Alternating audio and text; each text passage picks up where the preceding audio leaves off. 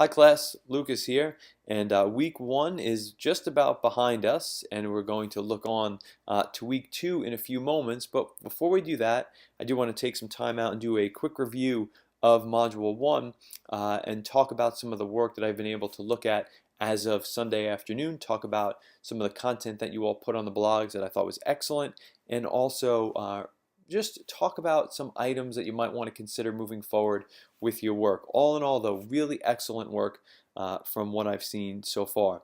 I hope you all are starting to become familiar and comfortable with the way that this course will function. The other document that I'm going to add for you this week, hopefully within the next day or two, is a schedule for the entire semester that will lay out specifically when the modules will start and end, along with the titles of each module. And an important piece of information that will be on this schedule are 3 live sessions that I'd like to hold throughout the semester. Now, these live sessions are all optional, but what I would say is if you are able to make them, I think they'd be really helpful to you. I mean, I always find them enjoyable and learning from you all, and I think the students in this class feel the same way when the course is over. So again, look for that schedule coming out in the next couple of days. But why don't we move on and start talking about Module 1. Now, as you know, one of the assignments that you had was the introductory blog post, and one of the components or one of the questions that I asked you to answer was to give me your definition of user-centered design before we start. And there were a lot of really good answers in here, but I want to call out 3 and just talk about those for a few moments. So the first one is up top here, comes from Quinn Sendell, and the point in Quinn's answer that I really liked, as you can tell, is the part that I underlined, that it is user-centered design is the most important aspect of anything, really. And I want to talk about this for a moment because if you go through the introductory blogs and if you read all of the answers about user-centered design, just about all of them, with the exception of Quinn's and maybe 1 or 2 others, talks about user-centered design solely in the context of digital media websites or some type of interactive asset. And while that is true, that is what we're talking about the overwhelming majority of the time in this course, because this is certainly a course part of your interactive media course load, user-centered design is not exclusively meant for digital artifacts. And this is one of the things that I hope you get out of this class.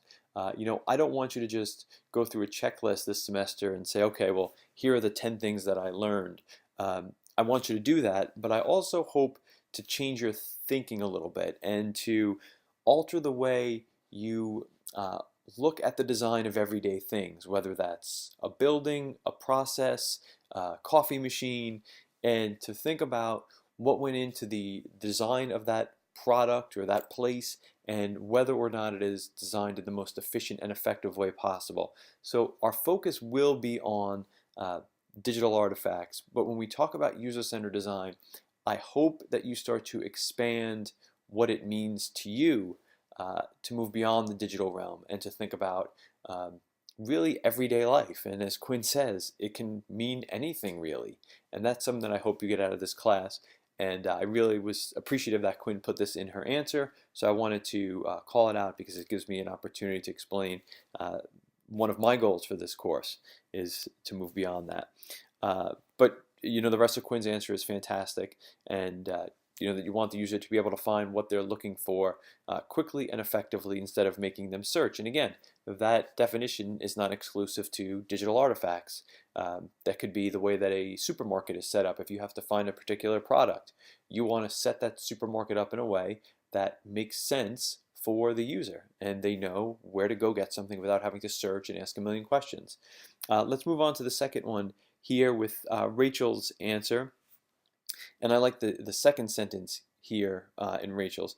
This end user should feel as though the end product was created for them with its ease of use, flexibility, and immediate comfort level. And that idea that the product was designed for a specific person and that's personalized is important. And this is going to come up in the next couple of weeks where we will do an assignment where I ask you to create personas, which are fictional characters that you will use to view websites with different perspectives than your own. Because this idea that we are all in the interactive industry, we are either designers or developers or strategists, and when we're designing a product, we're not designing that for ourselves. We're designing it for hopefully millions of people that are variety backgrounds and cultures and perspectives. So you need to do it in a way where each end user feels as if uh, the designer was thinking of them in particular. So there are ways that you can do that, tricks that we can employ. So I like that Rachel added that in here, that you want the user to feel as if it's personalized and tailored to them is an important aspect of this. And Jason at the bottom hits on a critical component of user-centered design and really any type of design or interactive development at the moment. And it's this idea that we need to be thinking about multiple devices, multiple screens, and he talks about responsive design, which is an important concept. And if you don't know what responsive design is today, you will know it by the end of the semester. One of our later assignments, we get into talking about design for alternative screens like mobile phones and tablets, and one of the assignments asks you to learn about responsive design and decide whether or not that's a recommendation that you want to make. So just circle that term on your in your notebooks or your Evernote file. That's something that you will get to know in the future of this course, and I was really glad to see that Jason talked about this at the beginning. So I think Jason's got a little bit of a leg up in some sense that he's already thinking of this. So these were just three interesting answers. You all had really good guesses and information, but these were three that hit on specific aspects of this course that I just wanted to take a moment out and talk about.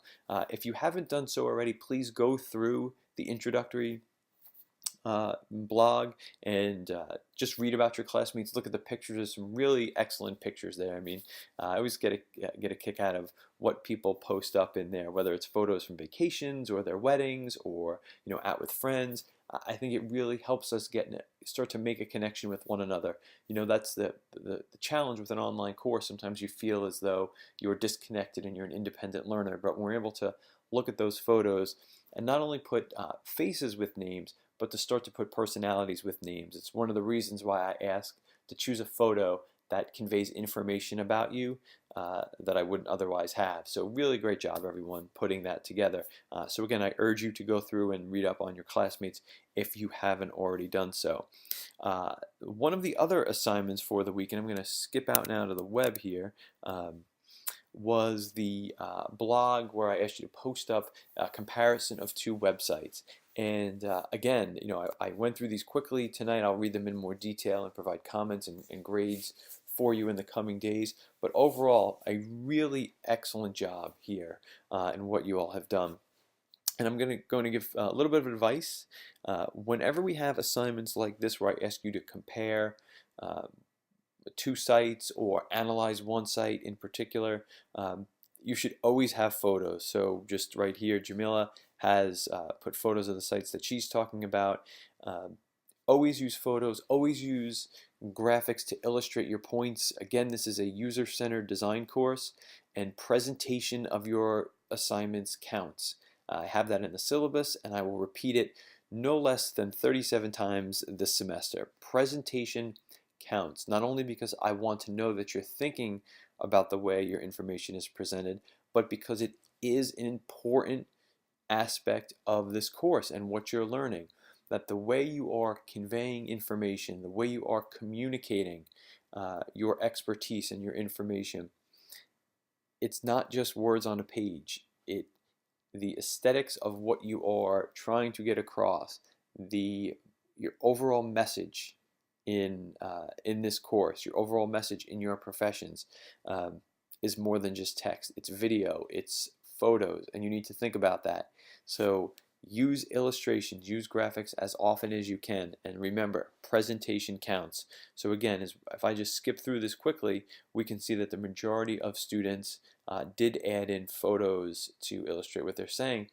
And another thing with this assignment, the reason why I ask you to post this up as in a blog as opposed to a paper you submit to me is because I want you all to go through and look at your classmates' work and see how your classmates are tackling, or how your classmates tackled this assignment, how detailed they got, and start to think about who you feel did a good job on this assignment and notice what they did. So if you see that, one of your classmates posted up a pretty in-depth analysis and you found that you only did a few paragraphs, just think about whether or not you did enough in this assignment. So that's why I have this assignment completed in a way that's somewhat public. I think it tries to, I'm trying to give everyone a window into how their classmates are approaching these assignments. So again, really excellent work here by everyone in the first week. And again, these are just some things I wanted to point out for moving forward, because we'll start to really get going now. In the first week, these assignments are pretty straightforward and relatively, I would say, not very challenging. And now we'll really start moving this week. Don't hesitate to email me. I know 2 or 3 of you emailed me this week with questions. That's fantastic. That's why I'm here. I know, as I said, I'm hoping that we'll have 3 live sessions throughout the course of the semester, and I'll check in, every Sunday or Monday with a video talking about what our work for the week. But contact me anytime during the week when you have questions. I will get back to you within 24 hours. If I don't, then email me or call me, or you have my Twitter handle, because then I didn't get the email. But I will get back to you within 24 hours, unless I have something that I just can't possibly change on my end. So that was it. Anyway, we'll take a look now at the second video, where we will start talking about your work for week 2. Thanks, everyone.